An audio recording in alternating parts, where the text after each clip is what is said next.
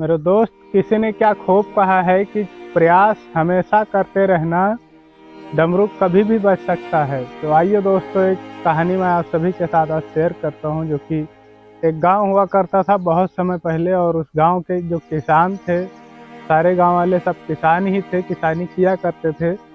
तो एक दिन क्या हुआ कि उस गांव पे इंद्रदेव क्रोधित हो गए। क्रोधित होने के कारण उन्होंने श्राप दे दिया उस गांव वालों को कि अब इस गांव में 12 वर्षों तक कोई भी बारिश नहीं होगी। कभी भी 12 वर्ष के अंदर एक बारिश का बूंद भी धरती पर नहीं आएगा।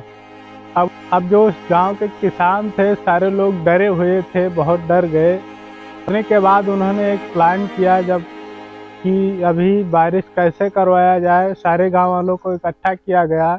इकट्ठा करने के बाद में जो बड़े बुजुर्ग किसान थे उनको बुलाया गया। उन्होंने हल निकाला। हल ये निकाला कि अभी चलो हम पूजा पाठ करते हैं, इंद्रदेव को प्रसन्न करते हैं। हो सकता है कि अगर इंद्रदेव खुश हो जाएं तो बारिश संभव है कि हो सकता है।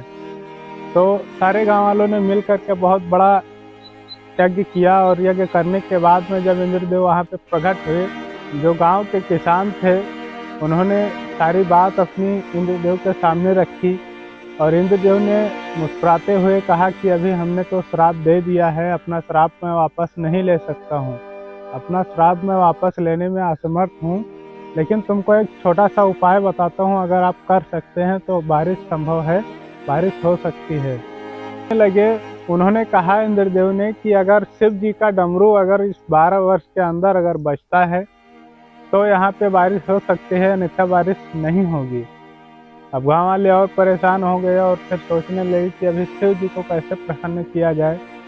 फिर जो बड़े बुजुर्ग थे उन्होंने कहा कि एक बार प्रयास करके और हमें देखना चाहिए, क्या पता शायद भोलेनाथ का ही चमत्कार कुछ हो जाए। तो उन्होंने यज्ञ किया। और यज्ञ करने के बाद में जब भगवान भोलेनाथ वहाँ पे प्रकट हुए तो उन्होंने भी मना कर दिया कि अभी इस गांव में जो श्राप लगा है उस श्राप को हम खंडित नहीं कर सकते हैं, नियमों का उल्लंघन नहीं कर सकते हैं। यहाँ पे 12 वर्षों तक बारिश नहीं होगी और 12 वर्षों तक मेरा डमरू भी नहीं बजेगा। अब गांव वाले हैरान हो गए कि क्या पता अब यहाँ पे कैसे हम लोग फसल उगाएंगे, कैसे हमारे बाल बच्चे जिएंगे, कैसे हम अपना खेती बाड़ी करेंगे। सारी आशाएं उनको दबोते जा रही थी, दबोते जा रही थी। सारे किसान जो थे वो थक हार कर अपने अपने घरों में बैठ गए और खेती किसानी करना बंद कर दिया। लेकिन उसमें से एक बंदा ऐसा था जो कि अपना काम निरंतर करता रहा। अपना हल लेके जाता, अपना बैल लेके जाता, खेतों की जुताई करता था, बुआई करता था। ऐसे करते करते बिना बारिश के सूखे में लोग उसको देख करके उसके ऊपर हंसते थे, उसे पागल बोलते थे कि इसे जब पता है कि 12 वर्षों तक हमारे यहाँ बारिश नहीं होगी और बिना बारिश की फसल उगाना बहुत ही मुश्किल है, लेकिन उसके बावजूद भी अपने खेती की जुताई कर रहा है और इतना मेहनत कर रहा है, पागल हो गया है। कहने लगा वो किसान कि मैं अपना काम निरंतर इसलिए करता हूँ कि हमारा जो खेती बाड़ी का काम है उससे मैं कहीं ना भूल जाऊँ। इसी दौरान पार्वती जी वहाँ से गुजर रही थी। उन्होंने इस बात को सुना और सीधा जा करके कैलाश पर्वत पे उन्होंने शिव जी से कहा कि भगवान भोलेनाथ, ये बताइए कि अगर ये किसान 12 वर्षों तक अपना ऐसे ही काम करता रहा सूखे में, बारिश तो होने वाली है नहीं, तो अगर ये अपना काम इसलिए कर रहा है कि कहीं अपना खेती किसानी करना ना भूल जाए, तो कहीं अगर आप अपना डमरू नहीं बजाएंगे तो मुझे लगता है कि 12 वर्षों में आप अपना डमरू बजाना ना भूल जाएं। तो शिव जी को इस बात में दम लगा और उन्होंने तुरंत ट्राई करने के लिए अपना डमरू उठाया और तुरंत बजाना चालू किया। बजाने लगे और ज़ोर ज़ोर से बारिश होने लगी। तो अभी उसके खेत में बीज बोए जा चुके थे, उसका खेत जुताई हो चुका था। और कुछ दिन में देखते देखते उसके खेतों में फसल लहराने लगी। और जो लोग थे वो हैरान हो गए कि आखिर इसको कैसे पता था कि बारिश होने वाली है।